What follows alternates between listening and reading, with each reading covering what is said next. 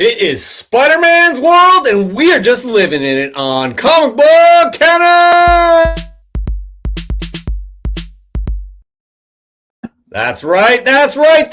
We are 2 weeks out from Spider-Man No Way Home, and just when you think you can't get any more news, you do.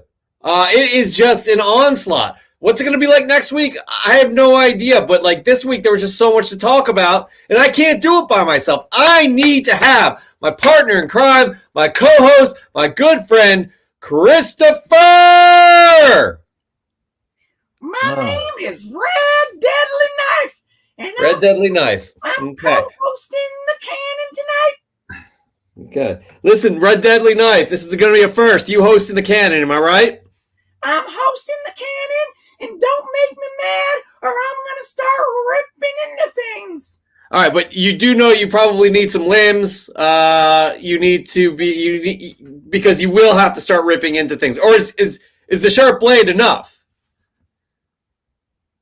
You're hurting my feelings. I'm sorry. I'm not knocking you. It's just I'm so used to my good friend, my co-host, Christopher, your owner. There we go. Get him out of there, Chris. Get him out of there. We're done. I stepped away for a minute, and I know he likes the attention. I'm sorry, buddy. You had your shine earlier on in my Friday Night Live. Just take a nap or something. It's been a long day.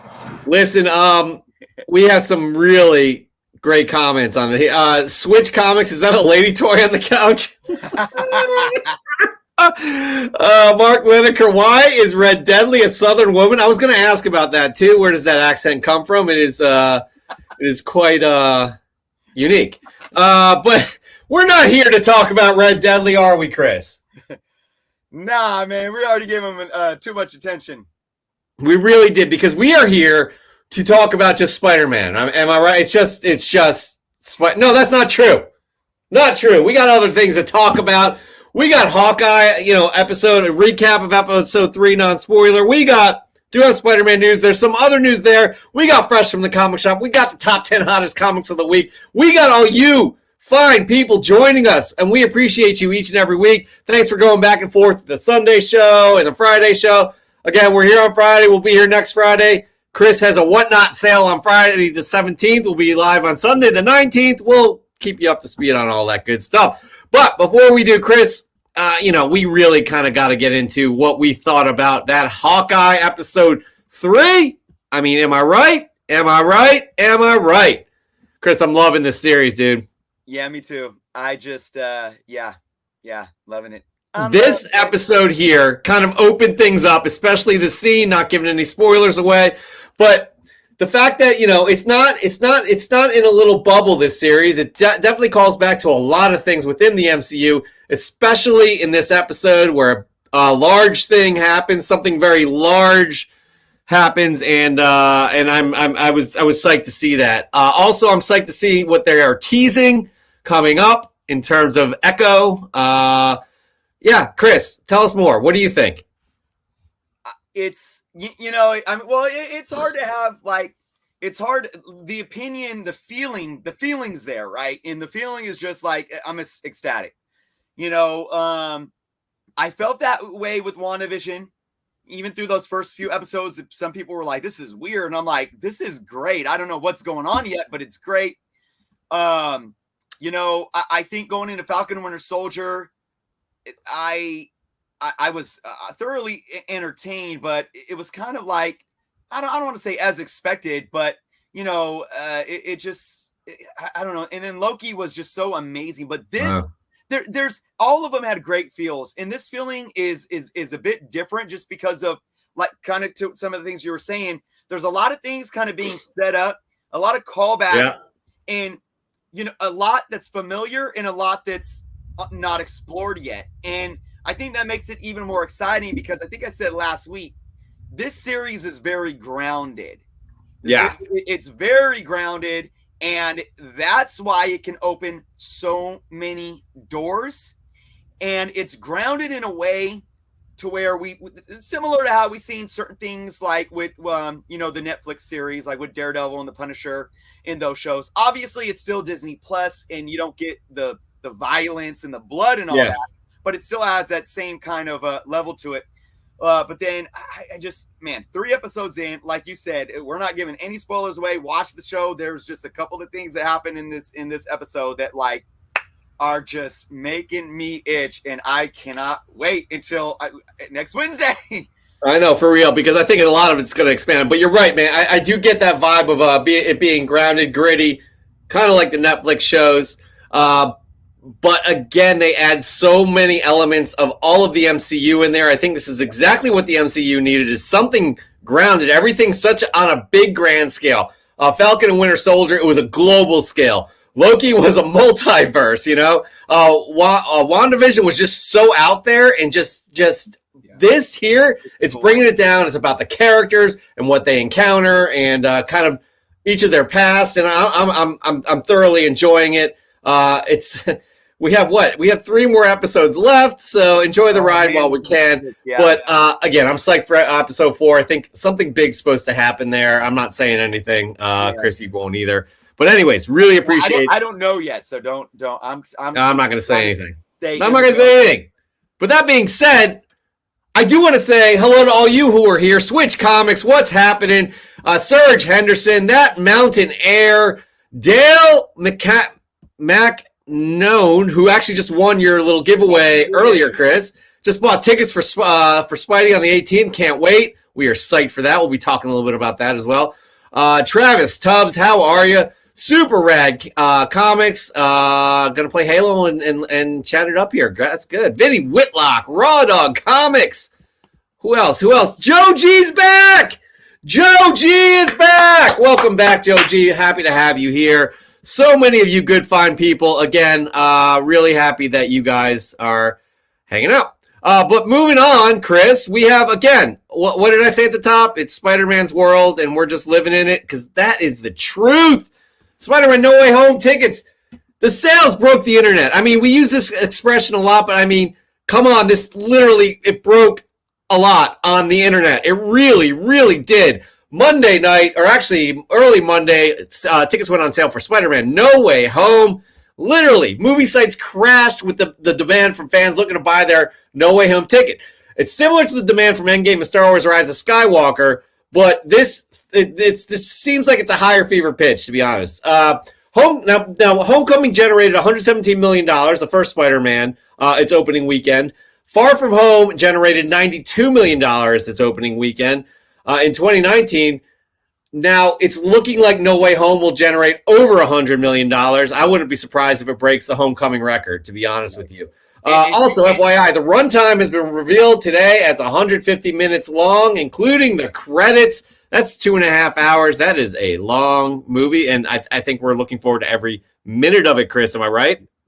Yeah, and just keep in mind, I think it's going to break that 100 million mark, and we're in the age of COVID now, where we expect. Yeah, that's what's most impressive about this whole thing. Yeah, and look, we regardless of what you believe individually, there's we have a new variant of COVID out there, and for anybody that has stocks over this last week, oh my goodness, you see how people react to this type of stuff. So you know that there's going to be people that might have been getting kind of cozy and feeling comfortable with going to the movies now.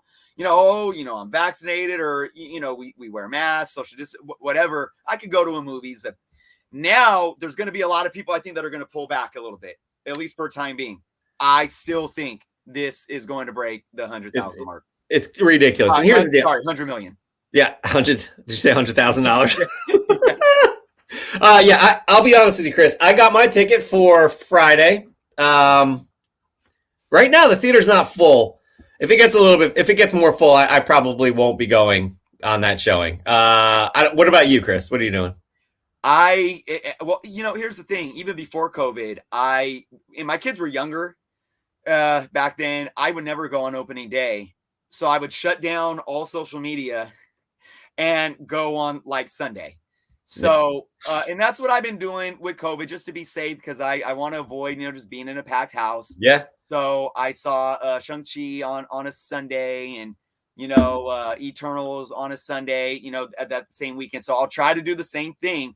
But I have a feeling, man, I still have a feeling that all weekend long, these theaters are going to be decently, you know, It's gonna be. It's backed gonna be. up. You know, and you know, believe what you want, live your life how you want, as long as you're not hurting other people. But you know, there are some certain situations that we all have to take into account. So that's what we'll say on that. That's it. But we still have more to talk about with No Way Home, because Sony and Marvel will release some cool villain posters. Like, and honestly, man, oh god, like this makes it feel real for me personally. The official No Way Home Twitter account released these villain posters. Okay, so this one is obviously Jamie Foxx's Electro, and it says Jamie Foxx returns as Electro in Spider-Man No Way Home. It's just so good to see them officially say it. Alfred Molina returns as Doc Ock in Spider-Man No Way Home. And this one, I mean, William Dafoe returns as Green Goblin in Spider-Man No Way Home. Like 6 months ago, you would have been like, nah, come on. I mean, we knew about Alfred Molina. Actually, we knew about Jamie Foxx. I can't remember exactly when we found out about Molina. But Dafoe, we didn't know really much about until we saw that first trailer and the I mean, come on. Those things are brilliant. I'm loving that. I'm loving just the confirmation that we're getting all of these things back. It's crazy, Chris. Yep. And it doesn't stop there, Chris, does it? Oh, by the way, What? I just realized something. Go ahead. I don't even know if I should say it live. I don't even know what you're talking about. I scheduled my Whatnot live show on opening night of No Way Home. Somebody said that in your previous your previous show. Oh, actually, it was Serge Henderson. He said, "Is this a good idea?" It could be to celebrate. Here's the deal: not everybody in the world are going to be out, right? I think you're fine. Okay. Anyways, we'll talk more about that. But we need to talk more about Spider-Man, Chris. Let's do it. Because there's another confirmation going on here. I guess so. Man. Oh, all right, guys. You know, I've been talking about this forever, and nobody wanted to hear anything I had to say. No, that's not true, but it's official, folks. It's official. Tom Holland is confirmed for the next Spider-Man trilogy. Round of applause. Mm-hmm. Another trilogy that's been set. We knew this. It's been on the table for Marvel Studios and Sony. Now Sony producer Amy Pascal finally confirms that Tom Holland will be on board for these next 3 films. In a recent interview with Fandango, Pascal stated, quote, "This is not the last movie that we are going to make with Marvel."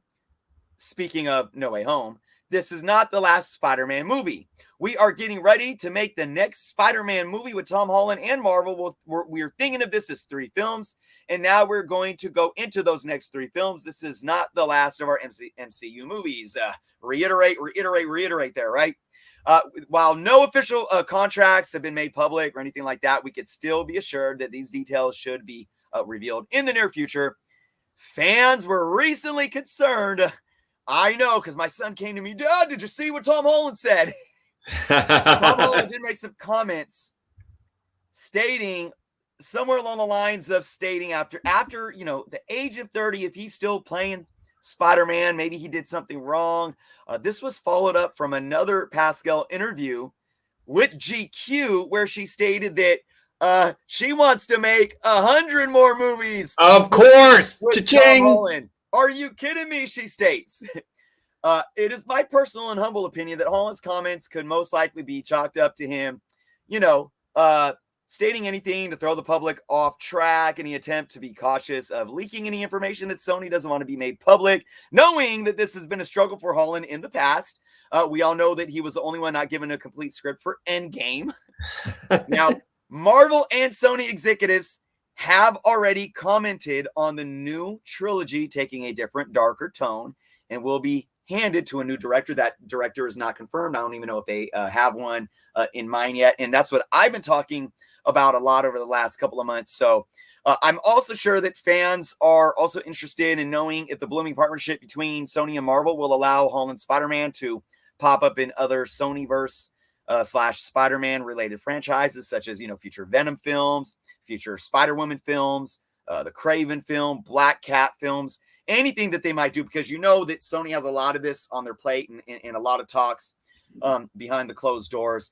And again, my personal and humble opinion, it's pretty evident that the relationship between Marvel Studios and Sony is becoming even more symbiotic, pun intended. It's just they're really diving into this relationship, and I think weaving a more closer web, pun intended, to really have these functioning universes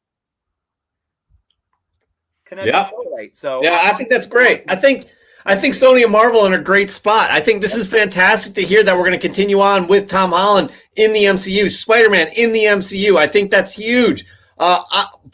My preference would be, we're talking about a grounded series in Hawkeye. I want to see Spider-Man go back to grounded, because this is this is just huge what's happening with No Way Home.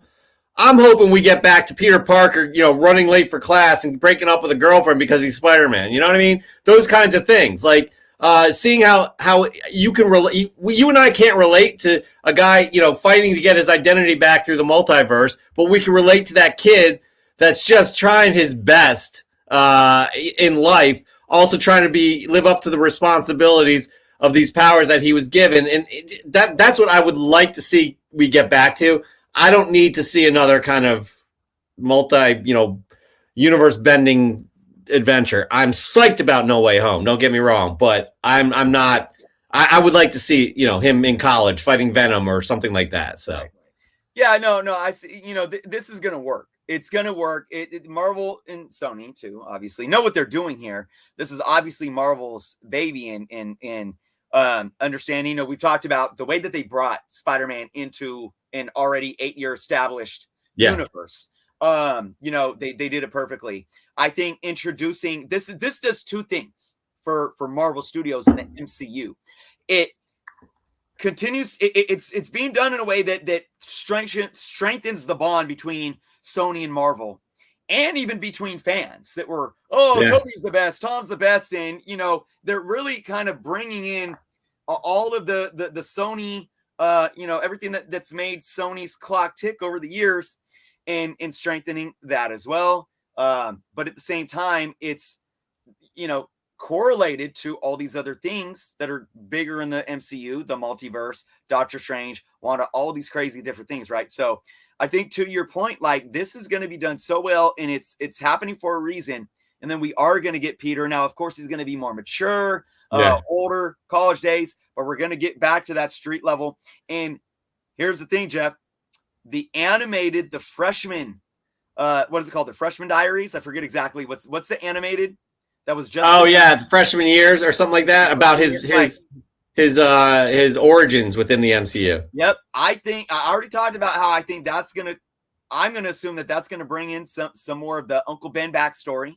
We're going to bring more of that emotion of what we relate to Peter Parker. And I think we're going to see more of that kind of, great power comes great responsibility in this next trilogy as well. Yeah. Ismael Montoya brings up a good point. I did hear this. He says, did you hear that critics for Spider-Man No Way Home will only watch it for 40 minutes of the film? Does that mean some unexpected characters could appear?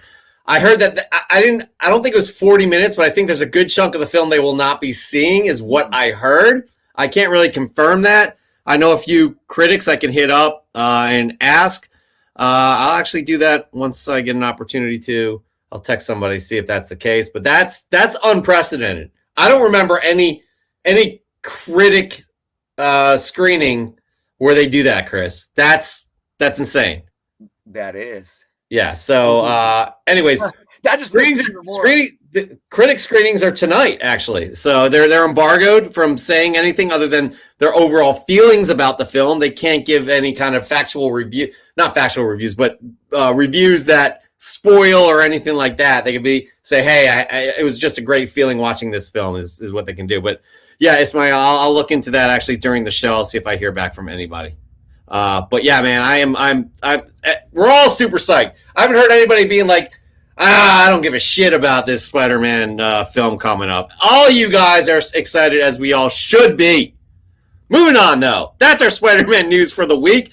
We got a few quick hits here. I could have sworn I put a little quick hits. Anyways, I guess not.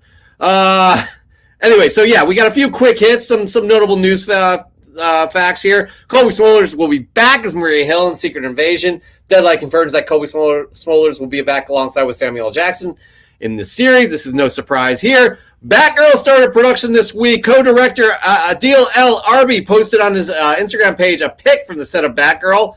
Day one of Batgirl. Here we see the logo on the slate as well as Officer Barbara Gordon's desk. And we got a good look at Black Adam on Total Film Cover. This was tweeted out by Mr. Johnson, a.k.a. The Rock. He says, "You're right, superheroes don't kill bad people, but I do." Hashtag Black Adam. The hierarchy of power in the DC universe is changing. I'm pumped to share with you our new Total Film subscriber cover. Newsstand cover drops next week on 12/9. That's and one more piece of news. We got a new Peacemaker trailer and poster. The new poster features his team and sidekick named Eagly. Eagly is the sidekick's name. We have the trailer to show for you guys, but as most of you know, we get kicked off sometimes when we do it. So we'll just do it at the end of the show. We'll talk about it there. It looks fantastic. It looks fantastic. And they're showing a little bit of that James Gunn heart in this trailer. So stick with us for the show. We'll definitely show it at the end of the trailer. Chris, anything you want to say about those little quick hit pieces of news before we move on? Yeah, there is. Colby Smulders. She's smoldering? Colby Smulders. You are adorable. You are absolutely adorable. For real. Joji has a good John Cena is the best thing I've seen in the DC movies. I mean, he was great in Suicide Squad. I loved it. Loved him. I'm excited for this series too.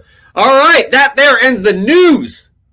Right now, we're going to move on to another segment that we do each and every week. Chris, you're familiar with it, am I right?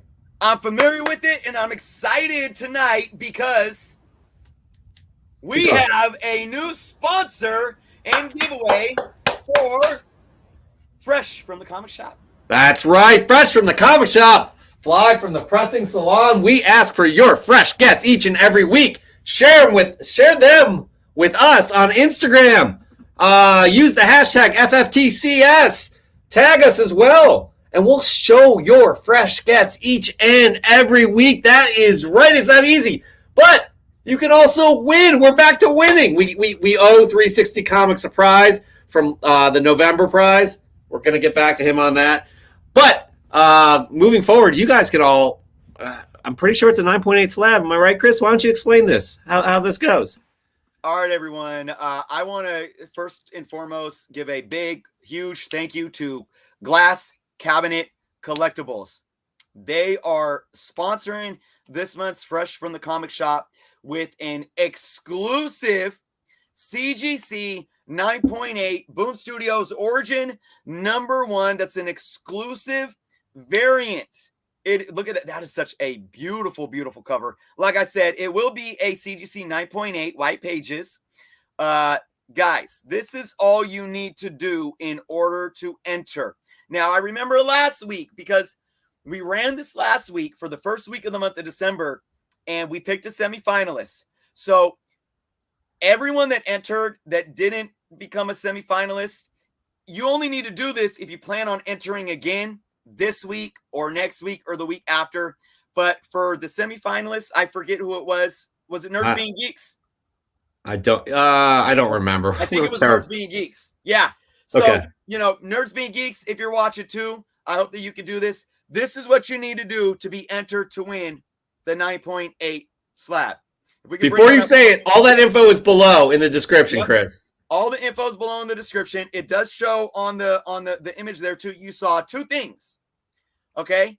You need to follow them on Instagram right there at Glass Cabinet Hobbies. Give them a follow. And then you can check out their website. It's glasscabinethobbies.com. The link is below. And all you need to do is sign up for their newsletter. Okay. Follow them on Instagram, sign up for their newsletter. And then, of course, you just need to do what you do every week in submitting your fresh gets via Instagram so we can then show them off here on the show. That's right. That's right. Why don't we just get to it, though? Get to all your great fresh gets, starting off with Union Josh Comics. throw out my fresh get of the week for Fresh from the Comic Shop. New Avengers number 11, the first appearance of Ronin. Maya Lopez, a.k.a. Echo. Got this book on the Monday before Hawkeye came out. A nice pickup as Maya appeared in episode 2, plus the plot revolving around the Ronin persona. Loving Hawkeye so far.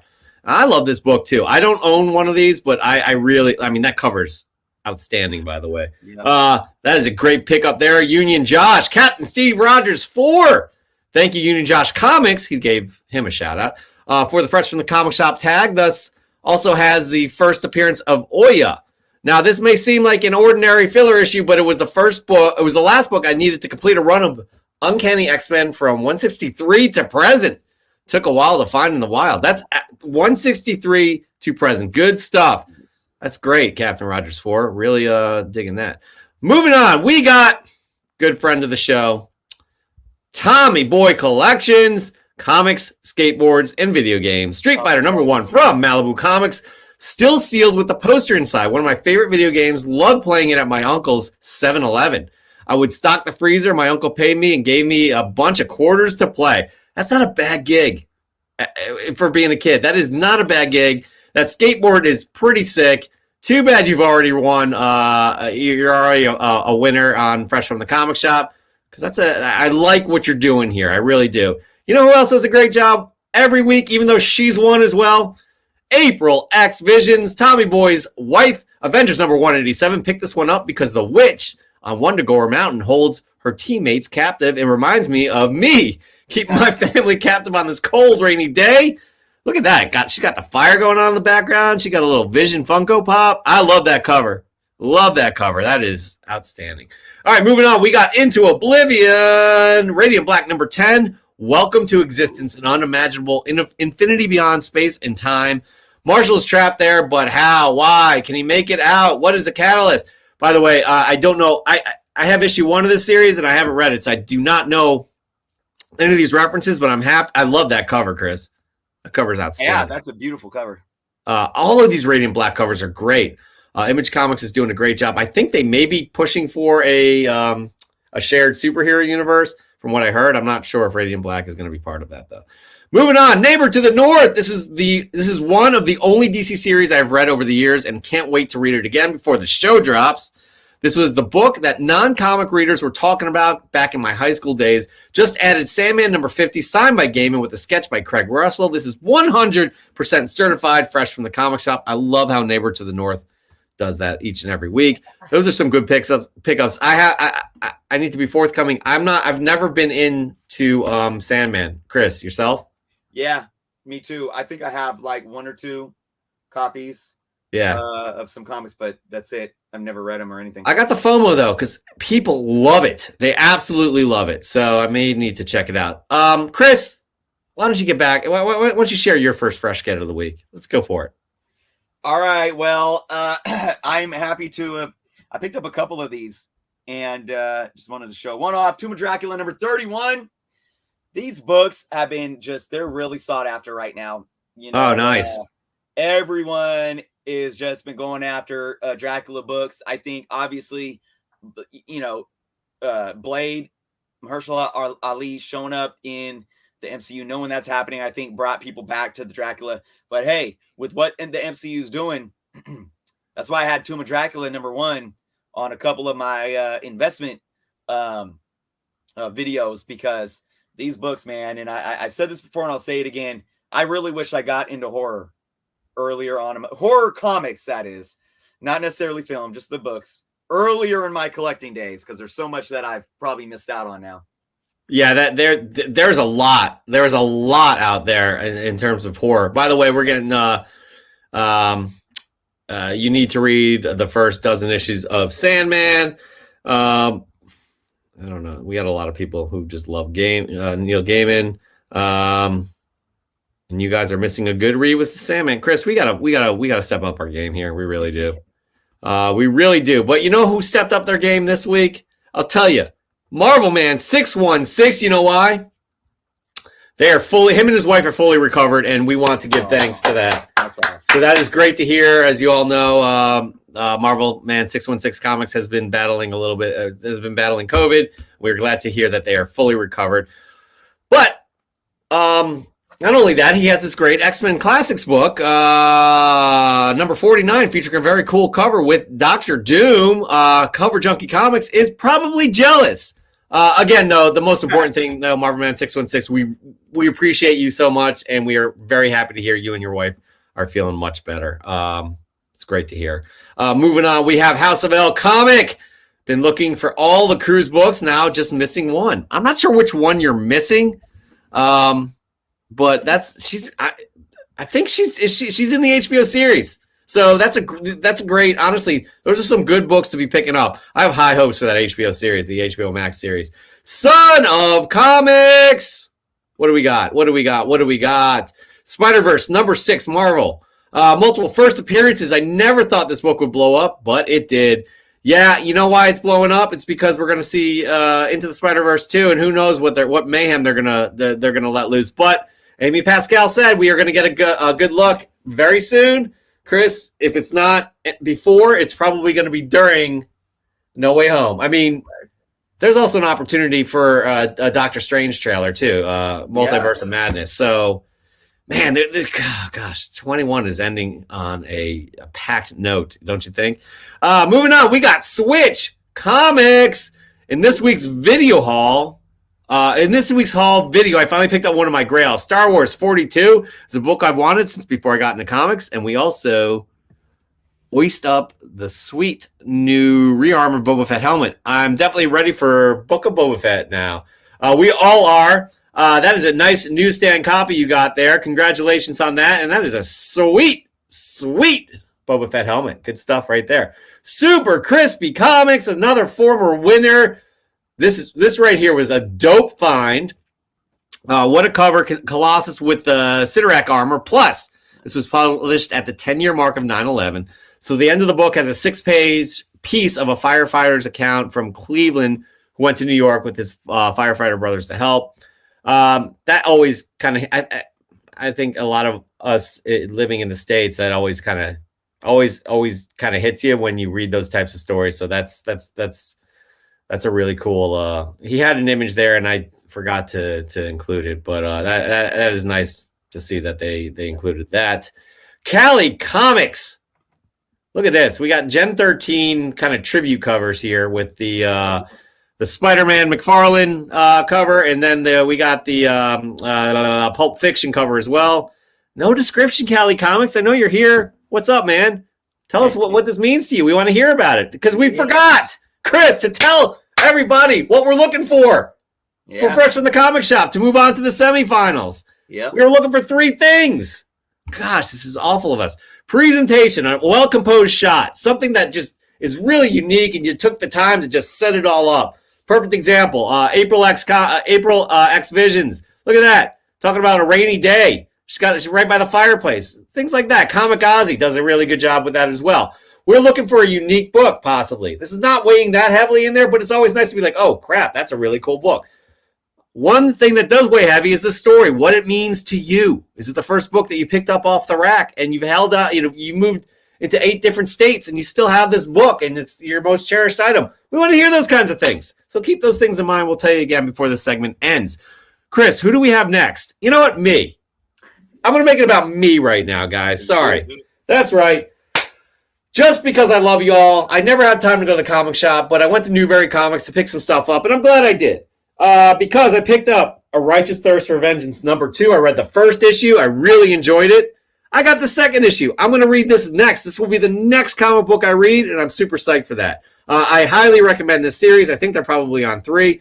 But I really, the first one, the art is incredible, and it weighs more heavily on the art, and you're just, I'm left wondering why this thing happened at the end of the book. I'm not going to read it. Image, right? It is Image Comics. It's Rick Remender, who I really like him. Black Science. I was big into Black Science. Not sure if you had any Black Science fans out there, but Rick Remender, solid stuff. Solid stuff indeed. Chris, I have a fun pickup that I'm going to show as my last pickup. I'm just giving y'all a heads up right there. Heads up. Who do we got? We did Cali Comics. Now we got Comic Toby. Well, what do we have here? All new Hawkeye number 1. But this is a variant cover featuring Jack Kirby's art. I did not know that, guys. I didn't know we have I knew that this series launched. Did not know that we have a Kirby cover. Obviously, Kate Bishop was not around when Kirby was drawing Marvel Comics, so this is cool to see. I'd love to see this up close. That's a good pick up there. Comic Toby 420. Chris, we love this guy right here. Sicilian Comics. He's one of our old school winners. He won way back in the day. Ghost Rider number 2, first full appearance of Damon Hellstrom. Do you remember there was even a series on Hulu? I watched 1.5 episodes, I think. Oh, wow. Yeah, so it really captured your attention. Yeah, Not to knock it, I don't know. It wasn't on my radar at all. Anyways, we got next up Bricks, the Iron Geek 777. Today's new comic book day polls. Got Darkhawk right there, Once and Future, King of Spies. Man, I'm having trouble looking on this small. Oh, we got the Venom right there. Oh, we got the White Fox. Oh, yeah. Death of Doctor Strange special. I think that's got her origin in there. I'm excited to read that. I am absolutely excited to read that. I'm also excited to see, Chris, what is your next fresh get of the week? All right.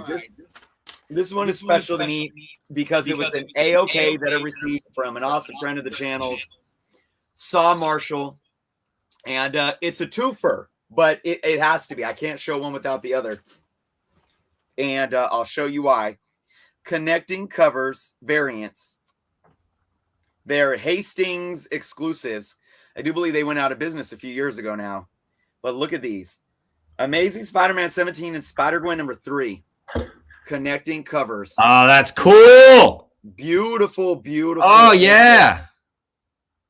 The That's really cool, man. Spider-Gwen and Spider-Man in the back. And Gwen's tombstone says Parker, like Peter Parker, because in her universe, Peter Parker's dead. And that's then so cool, man. Peter says Gwen Stacy, because in his universe, Gwen Stacy's dead. So really cool gift from awesome friend of the channel, Saw Marshall. Definitely appreciate him for doing this, and I had to show these off. Oh man, I really that's unique, Chris. That's unique. I haven't seen that one before, so that's a good example. I've never seen those before too until I opened up the package. I have an update on a critic who saw No Way Home. I asked, is it true or false Marvel's not showing the whole film for critic screenings? He said, true. Today they did not screen the film, the whole film. He said he saw 38 minutes today. They will be showing the full film to critics on December 13. He's actually calling me right now. I'm going to answer. Wow, it's really nice. It's nice hearing your voice. I'm doing a live show right now that I would love for you to be on.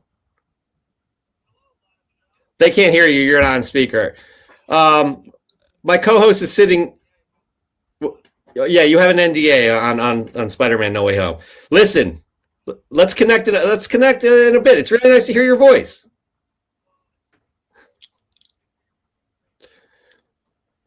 I think you're lying, but I appreciate you greatly.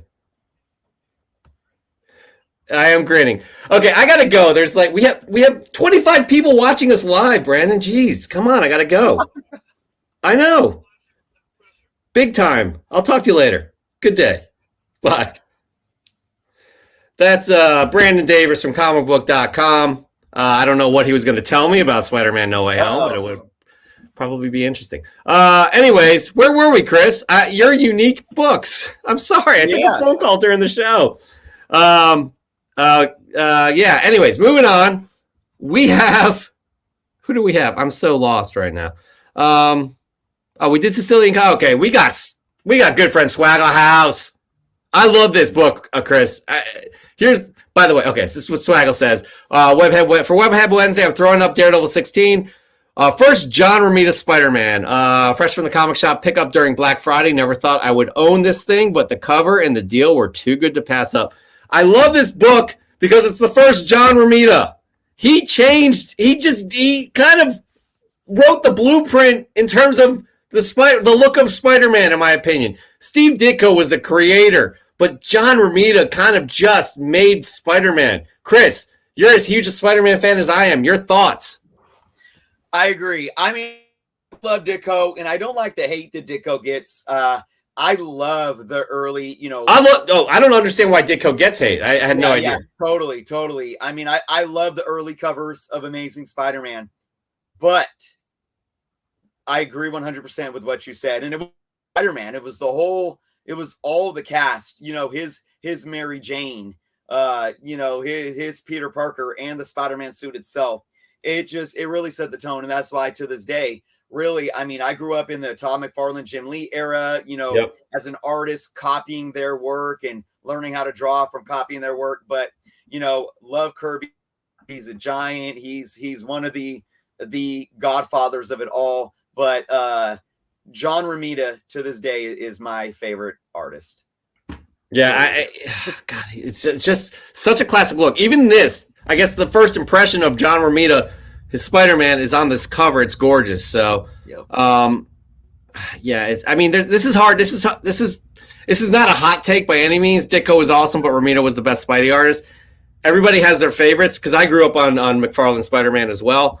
But I after learning about the artists of Spider-Man, Romita had such an impact. Yep. Swags, man, this is a great book. Really, really nice pickup, I have to say. Which I'm giving away where I'm leaning towards right now. I want to say one more thing too. Yeah. What's really awesome about John Romita that I don't think people understand. If you look at what John Romita did to Spider-Man, the way he drew the suit, the way he drew Peter, the way he drew MJ, the way he drew Gwen and all that. After him, Gil Kane. Yeah. Took that style, ran with it. Sal Buscema took that style and ran with it. There were so many people. It's very similar to once Todd McFarlane took over Spider-Man and he started, the changing of the webs, the way that he did the webbing on the suit. Look at what Eric Larson and Bagley did. Yeah. Taking from Todd. John did that first. John Romita set a tone that like almost everyone after him of that era going into the early 80s really took what he had established as the foundation. No doubt. I mean, his impact is, any of those Spider-Man artists after him, his impact is undeniable. Undeniable. All right, moving on. We got Macross Plus Comics found a couple copies of Zodiac in the back issue bins. Keep hunting. That is not Matt.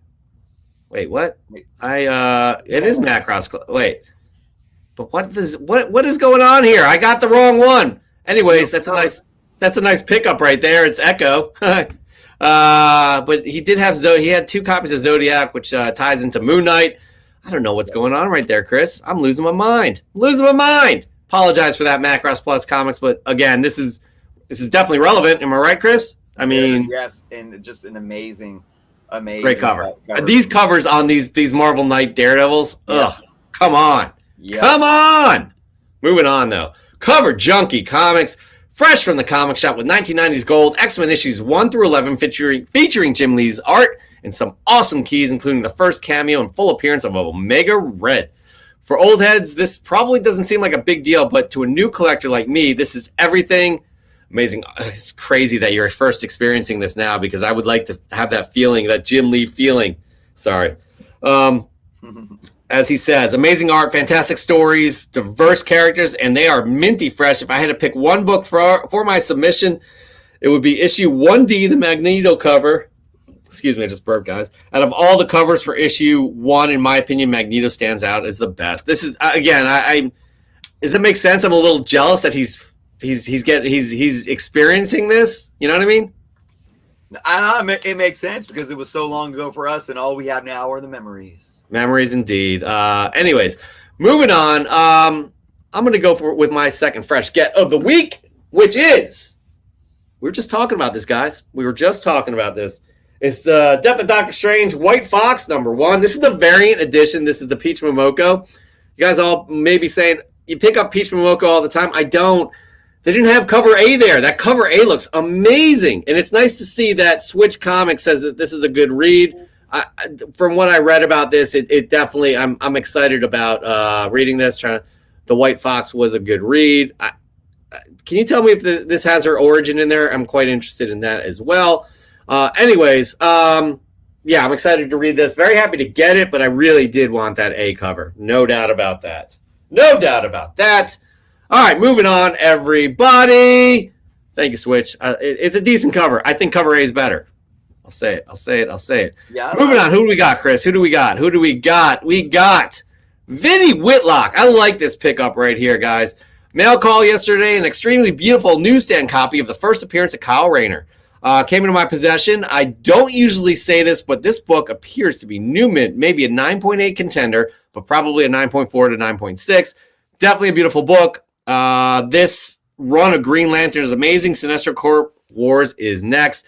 And yeah, Kyle Rayner is another interesting character we may see in that Green Lantern series, Chris, and I'm all in for that. I'm absolutely all in for that.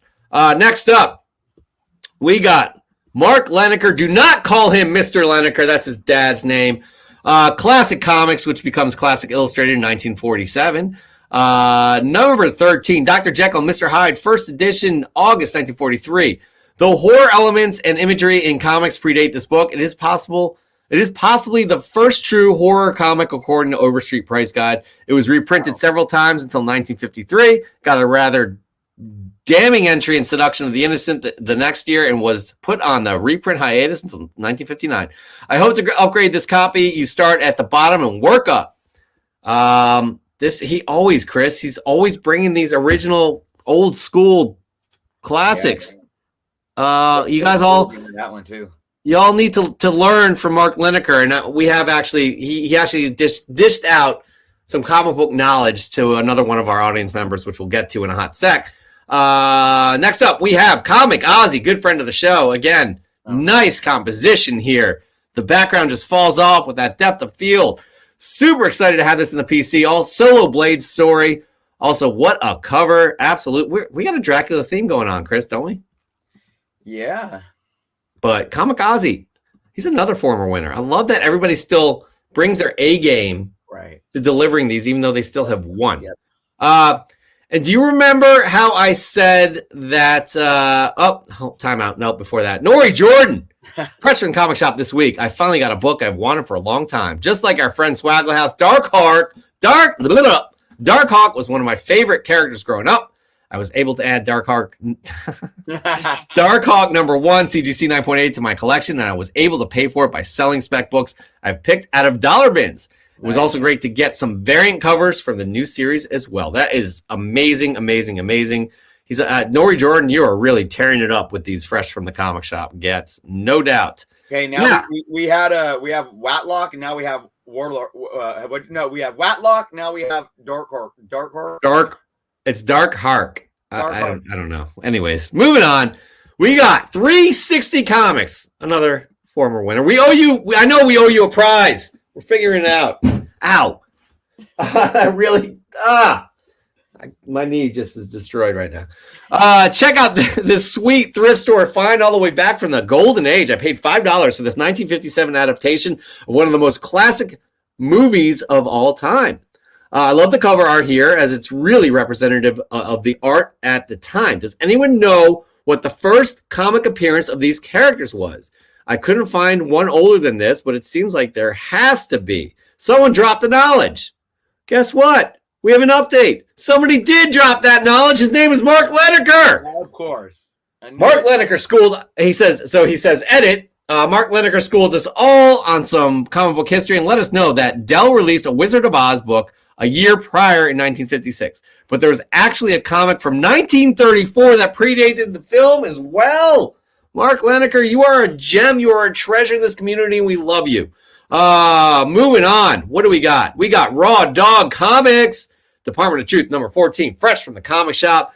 The covers for this run have been amazing and are only getting better. Getting in the mood to crack this book open. Cheers. Happy Friday. Happy Friday to you as well. That is a creepy, creepy looking comic book reading area, I have to say. Yeah. We got Bob Zilla here. This one right here, guys, I'm loving how he's composed this shot. I love it. I'm guessing that could be a Christmas tree of some sort, but it just looks amazing with the green. Yeah. And all he wrote here is Richards. Yeah, I guess he's assuming that's what Doom is saying to everybody. But I really, really enjoy that, how you've set that up. It looks like, bring it back up again. Yep. I'm cracking open a beer too, guys. Don't judge. Okay. So it looks like the book almost has no background because the black is blending so well into the black background, and Doom is actually standing on the tree branches. Yeah. I love, like, this really sticks out to me in terms of the way he's composed this shot. So I love his caption too. Joe G, by the way, between two ferns with Dr. Doom. That's good. All right. Moving on, we got Joe G. You're bringing value to the show. Your first show back in a long time. You're bringing the value. We really appreciate that. Moving on, we got Caution Comics. Well, this demon got lucky. Actually, no, that's not Caution. Fresh from the comic shop, a Silver Age Thor 164, if I'm not mistaken, is the third cameo of him before he comes Adam Watlock, I believe. Paid less than $25. Another Silver Age book in the collection. What'd you say, Chris? I said, yep. That's the I think you said the third appearance. Yeah, well, it depends how you categorize it because 66 Fantastic Four, that is, it's technically like origin story, cameo the Cocoon. So, but yeah, it's his cameo before his first full in 165. Yeah, that's a great pickup. I love it. Look how classic that the work. I mean, you're collecting your own Grail run here.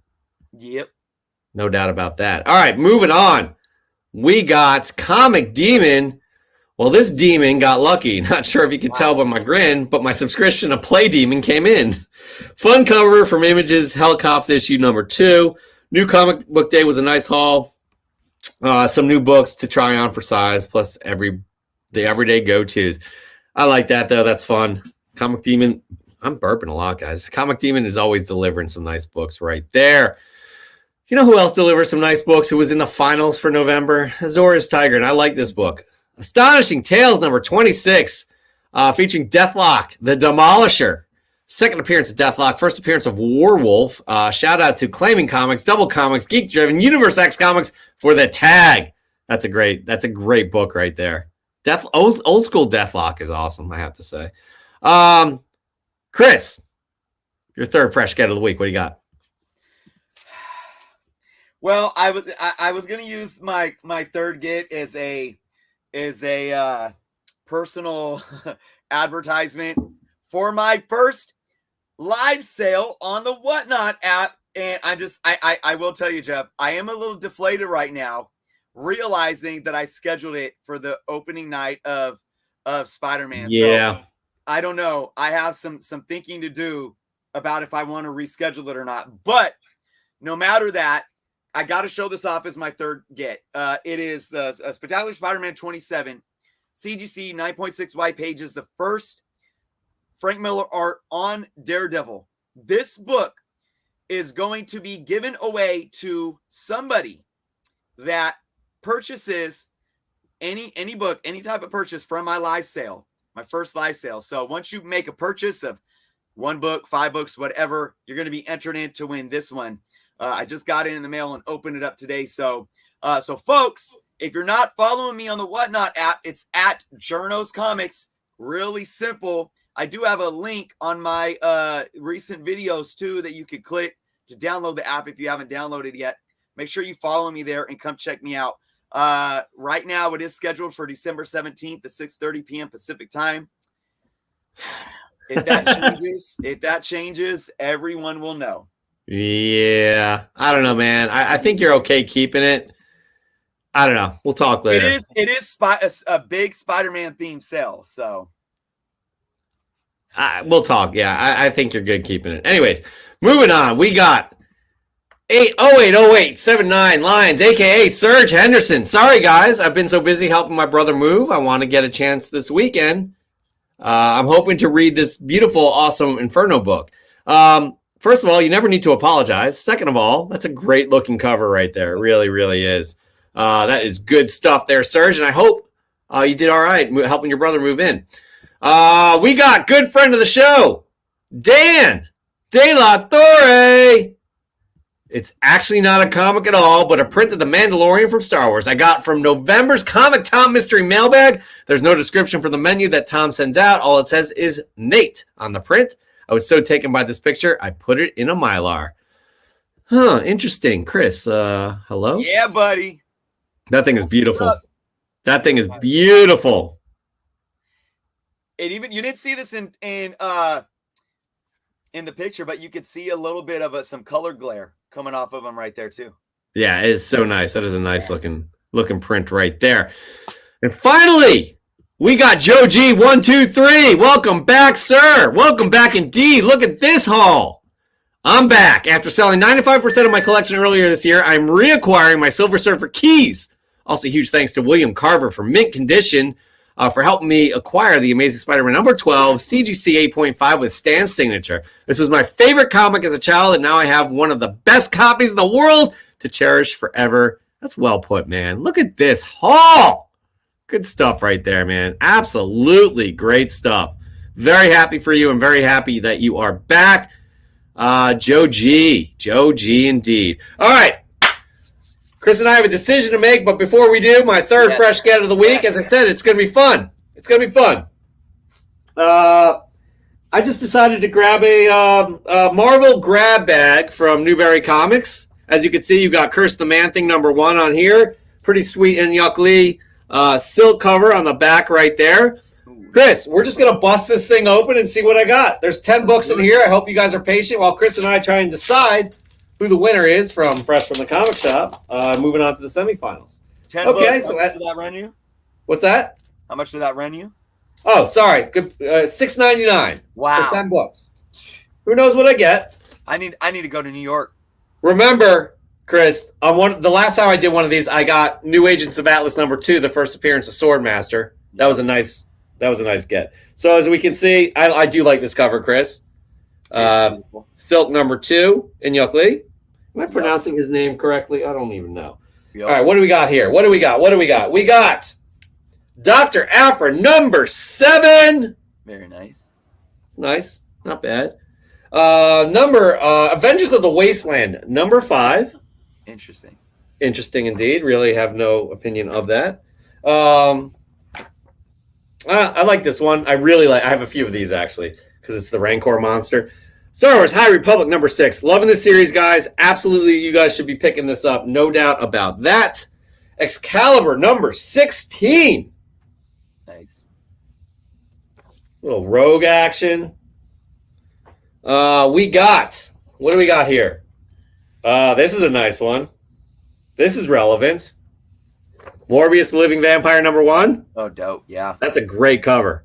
Yep. Chris, who did this cover? Mm-hmm. I don't know, but that is a nice cover. Happy with that. All right. We got Planet of the Symbiotes number 2. Okay. I'm psyched about this Morbius book, to be honest, out of all of them. We got Cable number 7. We got this. I can't, man. I can't. X of Swords number 14, or Excalibur number 14. This whole Hickman tie-in. Hickman is too smart for me. I don't think I can. And then Avengers Curse of the Man-Thing number 1. Not a bad pickup, right? Hey man, 70 cents a book for all those. Jeez. Yeah, I'm happy. I'm happy with the Morbius there. All right, Chris, we got some decisions to make here. I know I have 2 that stick out to me. There's some good submissions this week, man. Really were. People did their thing. Yep. What are we gonna do, Chris? How are we gonna do this? I'm gonna say, huh? You want to bring me up? Yeah. There. Oh, where are we? Why is it just me now? I don't know. I don't want to just. I got you. I was selfish. I wanted to make this about me. I know. Well, then you wanted to just give me the whole limelight. I'm like, I can't do it. Yeah, no. So here's my thoughts. Go ahead. I got to give a shout out to Switch Comics. I think that was his first time ever submitting. He did a really good job with his new Boba Fett helmet showing off the book. Yep. I agree. With the slap. That was fun. That was fun. Really awesome. Big shout out to Mark Leneker again. He really killed it. I really like the history and the story. Like for this book to possibly be the first ever horror book, comic book made. That's just really, really awesome. We kind of romanticized Swagglehost's submission because of John Romita. That was another good one. And just I think all three of us, including Swaggle, just appreciating what he does as an artist and what he did to Spider-Man. But man, then we got a few later down the line that just really pulled me in. Comic Demon. His submission was I mean, just look at that. Just like that, just the angle and that face is just, that's awesome. I'm assuming that's a full-on mask there. Really cool. I'd assume so. Yeah, and Joe, Bobzilla. Yeah. With Dr. Doom just standing on the tree branches like he's popping out. Richards just killing it. And then last but not least, Joe G, man, first time back in a long time. I know that he's a lot has gone on in his life and how he's managed his collection and hobby over the last year, and to see him with these books and to be back on the scene and hanging out with us means a lot.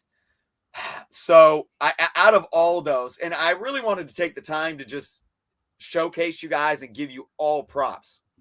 I think for me, it really came down to, I like those last three that I picked: Comic Demon, Bobzilla, and Joe G. I don't know if one of those top three or you said you have one pick. I have two. You have two. Are any of them those three? No. Ooh.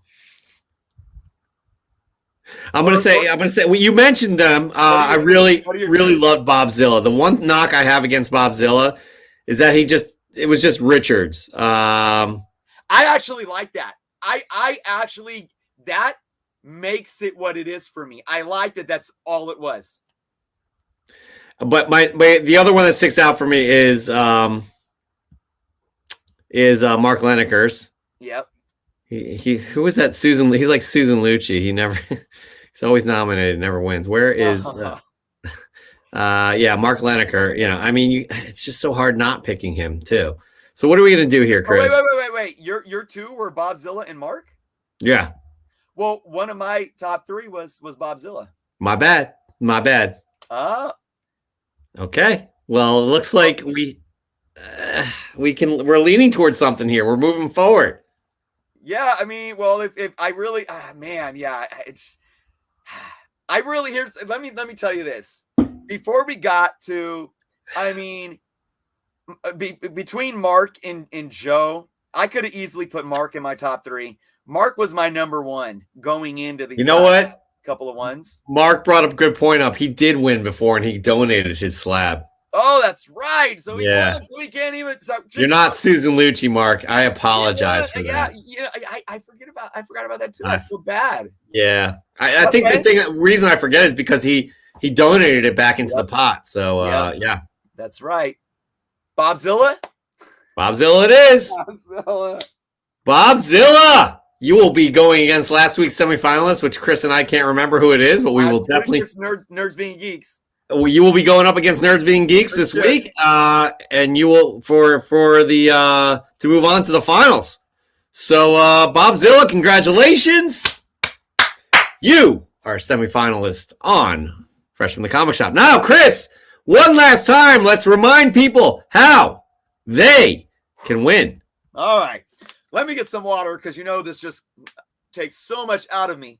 While you're drinking that water, I'm going to let you know what we look for, or our judges look for, in a fresh to move on. It's presentation, how well you compose your shot. Get creative. Get some nice lighting.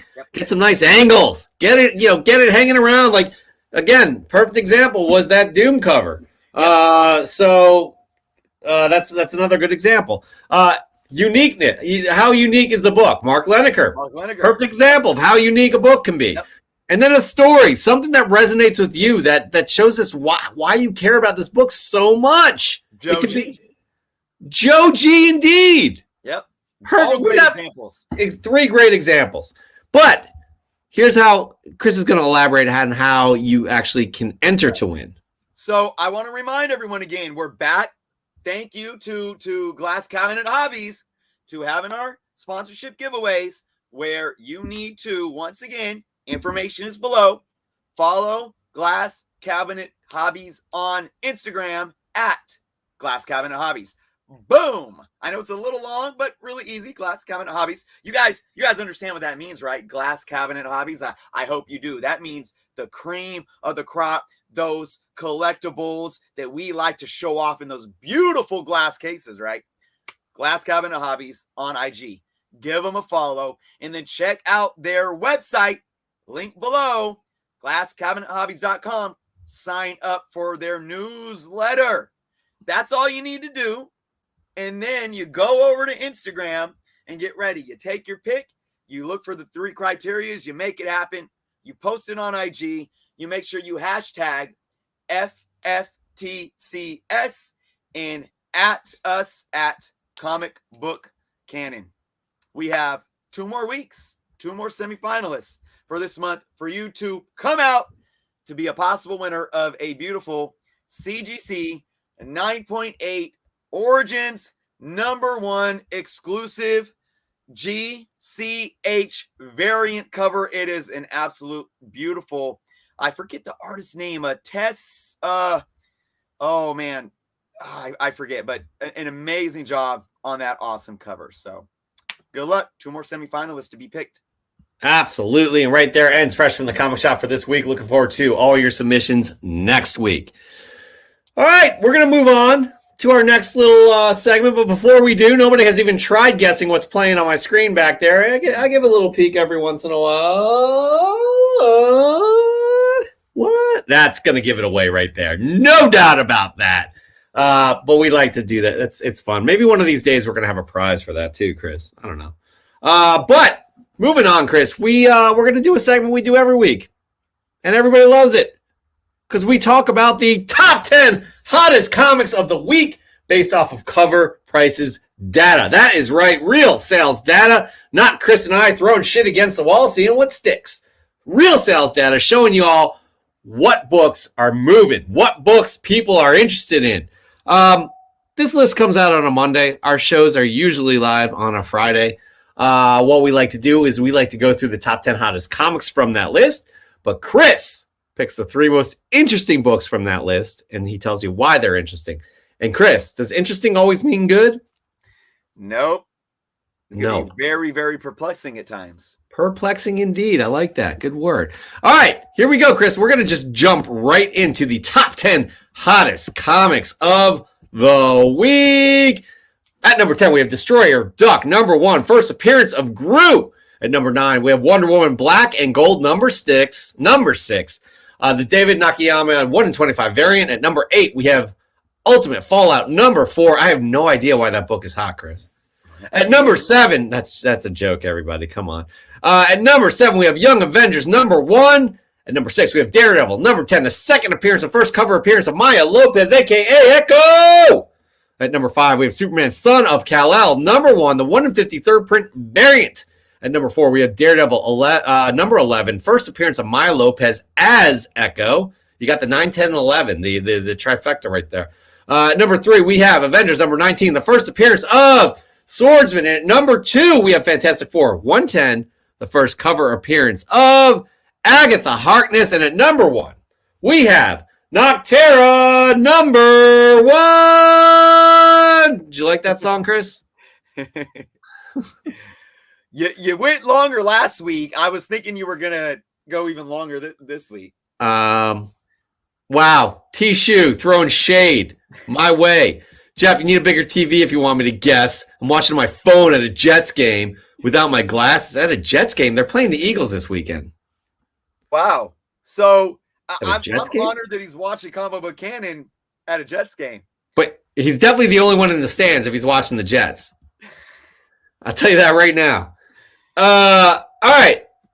Is Chris. it Friday? Yeah, it's Friday. Yeah, NFL doesn't play today.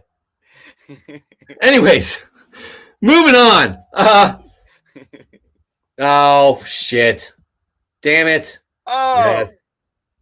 Yes. Oh, I feel stupid now. You're right. Man, now he's really going to get at you.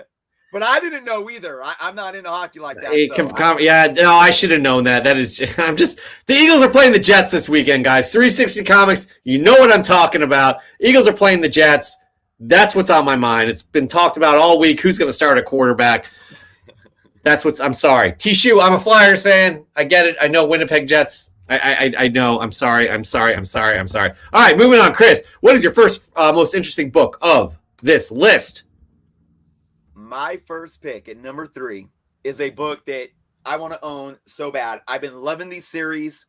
I've been loving every cover and variant cover, and it's Wonder Woman Black, number 6, the David Nakayama 1 in 25 variant. This thing is absolutely just freaking gorgeous, beautiful. As an artist myself, as a pencil artist, I absolutely love the penciling rendition of Wonder Woman with the gold, which has been the theme of this whole series.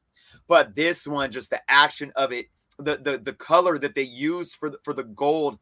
Oh my God, this book is absolutely amazing. I have not bought this book. It did have 108% upward trend in sales this week. I think I bought the B cover, the regular cardstock B cover for this, which was an amazing cover in and of itself. This one had a high raw sale this last week of $156. Wow. I want this book bad. I'd be willing. And for those that know me, I've spent like a premium on a variant like twice, where I spent like $30 or $39.99 for like an exclusive variant. I would not spend over $100 or even close to $156 for this book. I'd pay a premium, but it's just way up there. So I really do hope that this book's price comes back down a bit, because I want to own this book. I picked this book simply because, again, this is just, I'm going to assume, guys, I'm going to make a hunch that this was a situation where people got in front of their computers or their phones or their tablets and went out and bought this book and paid top dollar simply because they saw that book and they wanted it. This wasn't, it's a speculation book. And I'm not saying none of that was there. Anytime you have hype on a book, it's never just one reason, right? There's never just one buyer doing it for the same reason as every other buyer. But I guarantee you, people were willing to dish money out for this book because they saw that cover and they absolutely needed to have that book. That, as an artist, I absolutely love when that happens. This is probably one of my favorite covers of the year right here. It is a gorgeous. We're going to bring it up one more time. It's just a gorgeous, gorgeous, gorgeous cover. Absolutely outstanding. 100%. That's an interesting pick. Definitely. I got to give props to my neighbor who's watching. He said, "Good show, guys." Thanks, man. Right. Where are you? I gotta go. We got a lot of engagement going on. Anyways, Rich, I appreciate you watching. All right, moving on. Chris, what is your second most interesting book of the week? Well, I had to pick a book that there was a couple on the list that pertain to this character. I went with Daredevil number 10 as my number 2 pick. The second appearance, first cover of Maya Lopez. Again, another one that you were just saying earlier in the show, Jeff, about these Marvel Knights, the Daredevil run. Just amazing, amazing covers. Just beautiful. But Maya Lopez, Echo, without giving any spoilers away, I'm sure we all know that she is shown up in the Hawkeye show. I'm liking what I'm seeing so far. We got a little bit of her backstory. I'm really digging it. I think this character has potential in 2 ways. And I talk about this a lot because a lot of people think, this craziness of, oh, just because a character shows up in the MCU in a TV show or a movie and it's all this speculation, it's the wrong reason to go out and want to buy a book and all this. But I always say that it does something to the fans where they see these characters and they're even more invested in the characters and they want to go back to the comic books, and it drives this intrinsic love, this intrinsic interest, instead of just saying, oh, this character showed up, I need to spec on this and I need to buy it because I have FOMO because it's just going to get hot. Again, it's not just that. I like what this character is doing, and I'm going to be quite honest with you guys. I haven't read this run. I have never been too familiar with Echo as a character, and me seeing her in this show is I probably can't afford these books now, but I'm going to go see if I can read them on, Marvel Unlimited, because I am invested in this character now. I want to know more about this character. So that's why I put this book on my list. 128% upward trend in sales this week. A high sale, CGC 9.8, $360. So definitely getting some steam there. Yeah. The way she was portrayed in episode 3, badass. She's a badass. And I'm excited to see more about her. I'm with you, man. I wasn't collecting during this time period either, so I don't know much about her, but I am definitely interested to hear more. Especially she's getting her own solo series. There's a lot. I mean, there's a lot of interest, and I think it is generated with people who are fans of this character. But we can't sit here and talk about Echo because there's another book coming up right here that introduces a slew of characters, and it's. Chris, I'll let you explain. Go ahead. I had Ultimate Fallout 4 on my list of top 3 picks last week. A book that I call a modern blue chip key. Back on the top 10. It was there again this week. It's not number one. It's not my number one pick this week, but I bring it up because I think this book that I picked is definitely in that same league of books, and that is Young Avengers number 1. Woo! And do I really wish I purchased this book when I could. I mean this when I say it, folks. I do believe this is a modern blue chip key.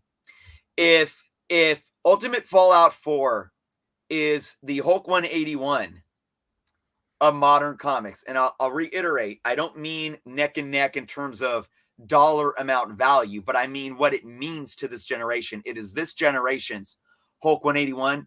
If Ultimate Fallout 4 is this generation's Hulk 181, Young Avengers number 1 is this generation's Giant Size X-Men number 1.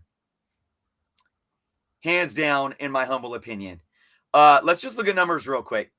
A 99% upward trend in sales with a high CGC 9.8 of $1,125. That's $1,125. Now, here's a bit of context. In May, we saw a peak high $1,500 sale for a CGC 9.8. That was around when, Falcon Winter Soldier was out, and, there was stuff going, characters in that show that were being introduced. We had already seen Speed and Wiccan, in Wanda Vision. So, and then we got Patriot in Falcon and Winter Soldier. Then we saw another record high for $1,575 in September. But here's the thing. Both of those sales are a bit of two outliers, because if you look from, spring all the way to today, and it did drop in the summer a little bit. It dropped a little bit below $1,000 for a little bit there. But at its peaks, this book's fair market value has hovered around $1,200. So if you look at the high this week at $1,125, it's still right around that mark. And I think what this book is going to do, again, it's going to stand the test of time, in my opinion. And this goes kind of to what I was saying about the Daredevil book with Echo, but on a whole nother level. Because why? Right now, number 1, Kate Bishop. And Jeff, this goes back to how me and you broke down our feelings on the show right now. Now, of course, not everybody likes Hawkeye. Not everybody likes anything Marvel does. Not everybody likes everything all the time. But it's enough right now where I just think Kate Bishop is going to be a character. She's going to be a character that we're seeing on screen, that we are falling in love with, and we are going to really get involved in, and we're going to want to go back to the comic books and invest in that character.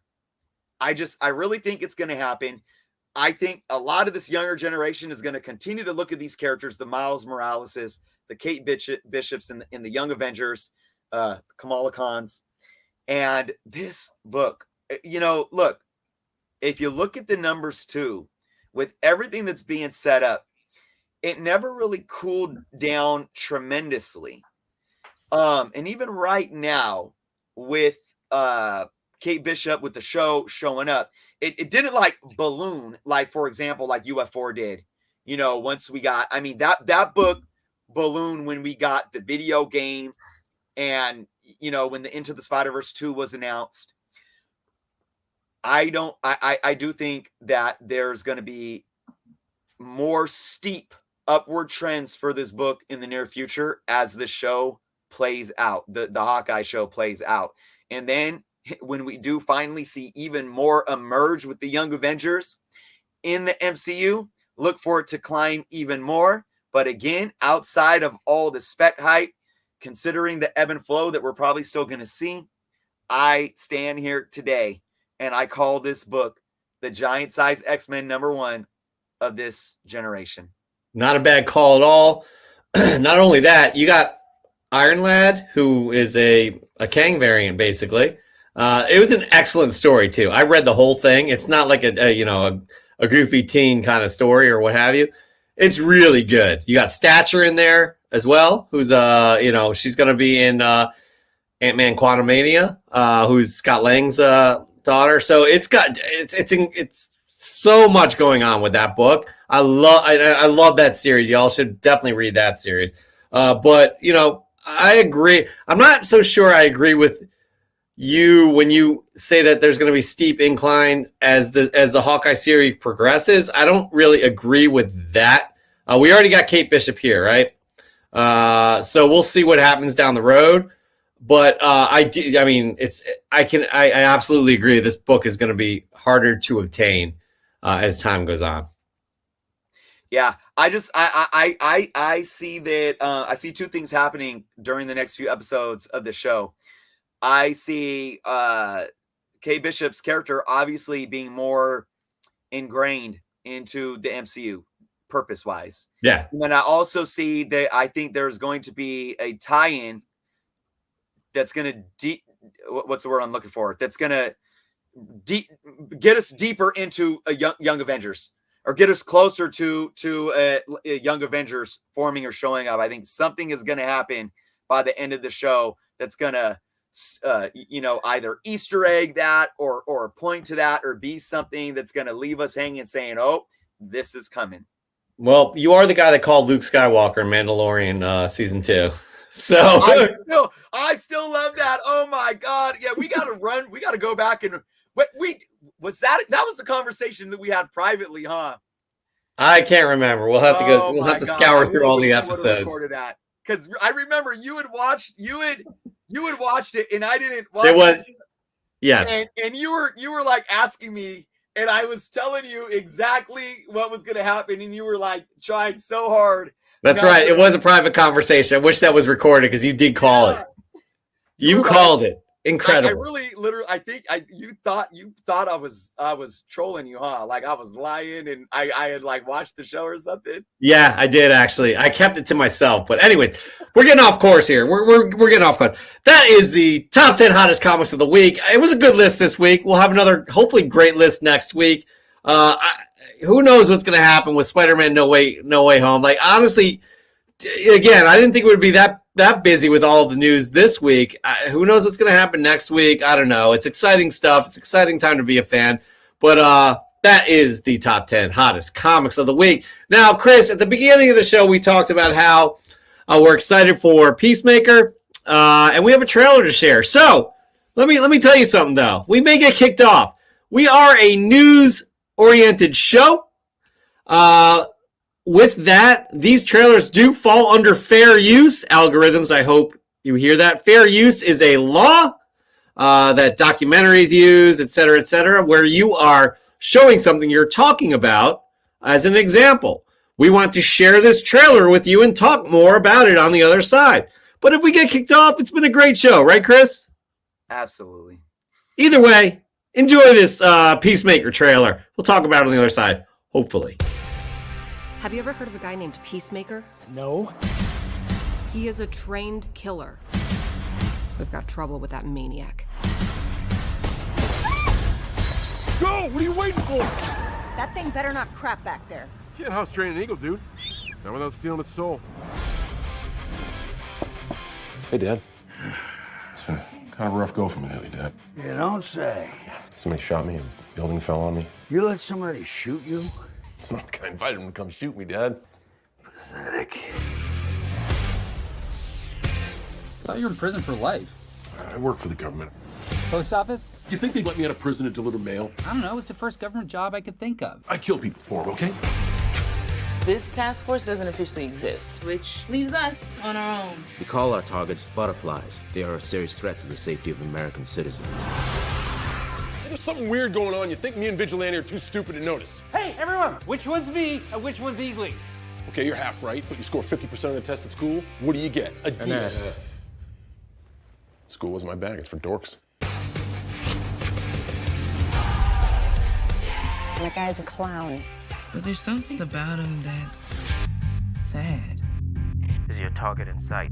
Peacemaker, take him out. Even the kids? Yes, terminate him immediately. Take the shot. He told me to kill kids. He didn't say why. Because right now the world needs a son of a bitch. And you're the only one I got.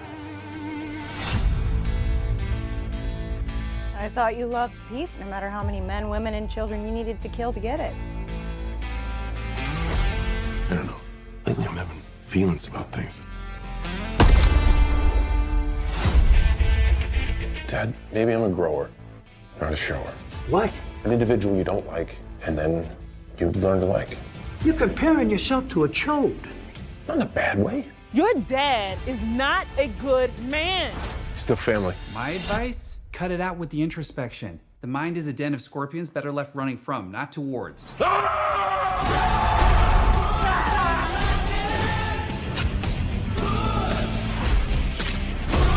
just got shot at! You ever been shot at? No.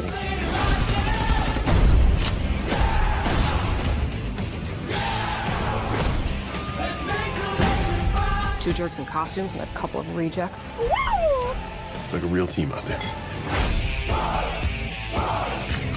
Yo, what the hell is that? It's a grenade I tied to a Russian tank shell. Why not just the grenade? Grenade blows up like 2 people. How many people does this blow up? I don't know. I invented it this morning. What? Eat peace, mother.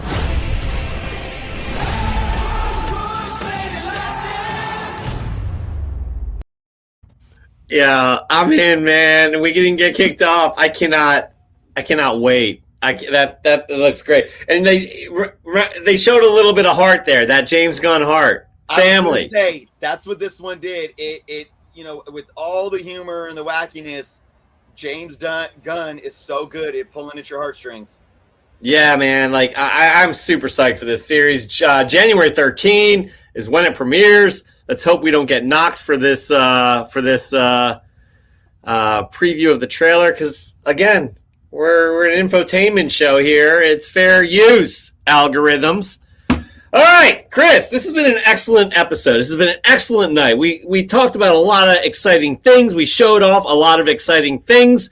What more could you want from a comic book canon episode, right, Chris? Yep. That's all you got? Is yep? I'm fulfilled. I'm full. My stomach is full. Okay, for those that didn't guess what this is, it's obviously Zack Snyder's Justice League. I mean, come on. Look at the aspect ratio. All right, well, anyways, We really appreciate spending time, whether it's Fridays or Sundays or what have you, with you guys, the comic book community. Chris and I love doing this show. We love talking comic books. We love geeking out. We love speculating about what's going to happen down the road. We love talking about everything that's involved with these characters and this hobby that we just have devoted ourselves to. We'll be back next week, next Friday, 9 p.m. Eastern Time, 6 p.m. Pacific. Chris, I don't know. You're always good, better than me with parting words. Well, I want to thank our sponsor for this month. Once again, glass cabinet hallways. Holy cannoli. Jiminy crickets. That should be put on a blooper reel. That should be put on. I think we might have lost our sponsorship. Yeah, that's yeah. Anyways, links are below, directions are below. Instagram is below. Please follow. Here's the thing. You set me up for failure because you're telling me how great I am at final words, and then I just screw it all up. How is this my fault that you fucked this up? It's your fault. No, I'm projecting. Yeah, you are. For sure, you are. Glass cabinet hallways. Oh my god. Well, the hell, you know what I may have been thinking. I may have been thinking about storing my beautiful glass cabinet displays in my hallways. Yeah, I don't think there's a need for an explanation at this point. I think we should just end the show. Until next time, we'll see you next week, 9 p.m. Eastern Time, 6 p.m. Pacific on Friday. Be good to each other and yourself. Peace.